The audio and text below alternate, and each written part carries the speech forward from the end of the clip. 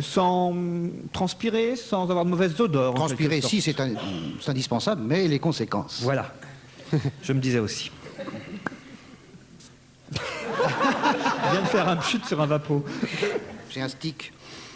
Mesdames, messieurs, lorsque revient le solstice d'été, nous nous demandons tous et toutes comment faire pour ne pas se sentir sous les bras. Qui démarre comme ça. On est dans un jour délicat aujourd'hui, hein. Ça a été très dur. Moi, ça m'intéresse.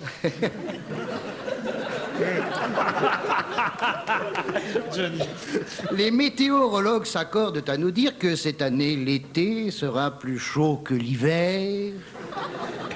Plusieurs magazines d'information tentent de nous apporter des réponses à la question que se pose l'homme moderne en fin de journée.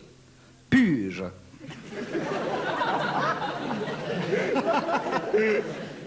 Et comment dire à quelqu'un qui canarde des ailerons que les évanescences qu'il dégage sont en hausse perpétuelle? Que faut-il lui dire? Faut-il lui dire « sais-tu que tu sens » ou « sens-tu que tu sues » ?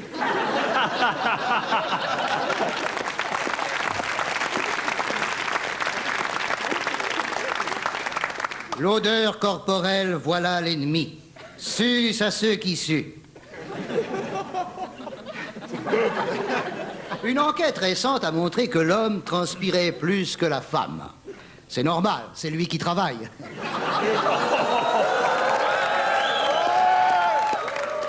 Si j'avais dit ça il y a 15 ans, j'aurais pris 300 fauteuils dans la gueule.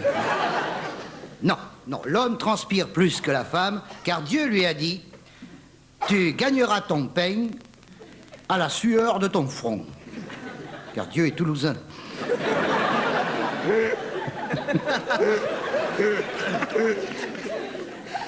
Oui, tu gagneras ton pain à la sueur de ton front. Il n'avait pas prévu que la femme mangerait des biscottes.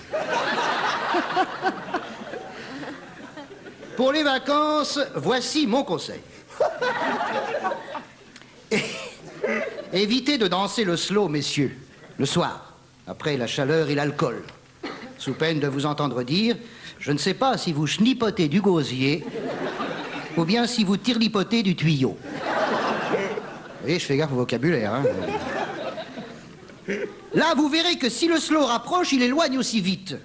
Et elle retournera danser avec son mari, qui lui aussi schmecte. Bien sûr, son époux schmecte. Et Jean-Philippe Schmecht aussi. Oui, Johnny. Mais le mariage a ceci d'avantageux qu'on s'habitue à l'odeur de l'autre, hein, au point qu'elle devient même à la longue indispensable. C'est très bien, c'est bien. Faites l'expérience.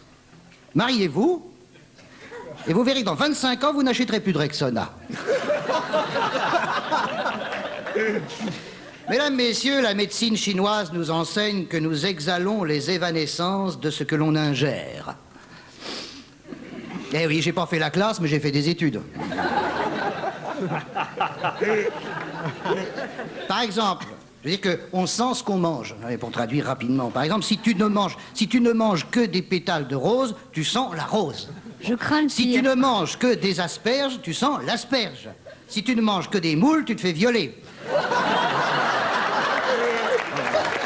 J'en étais sûr. Tu l'avais pressenti, Anne. On l'avait senti venir. Faites l'expérience et j'arrive.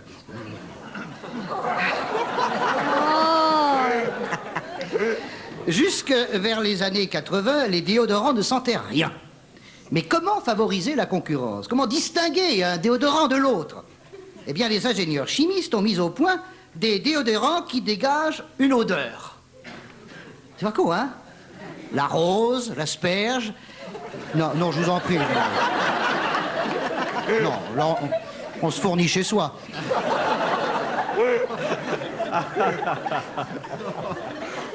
Des déodorants qui dégagent une odeur. Ça, c'est paradoxal quand même. Il y en a même qui puent, franchement. Il y a des déodorants qui puent. Il faut donc acheter un deuxième déodorant pour anéantir le premier. C'est ainsi que sur certains diffuseurs, on voit écrit « déodorant inodore ». C'est extraordinaire. Avec 2 déodorants sur la peau, t'as des plaques au bout de 2 semaines. Tu les grattes Et si tu vois apparaître 3 dessins identiques, tu gagnes un service à thé dans une station Esso.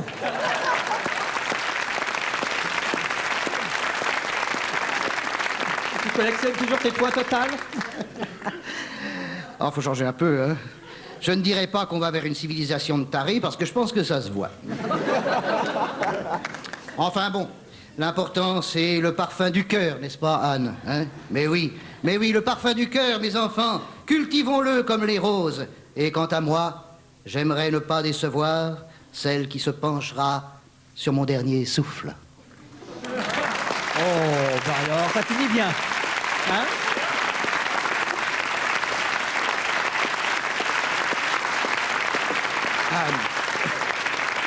Anne est en train de fondre littéralement. Oui.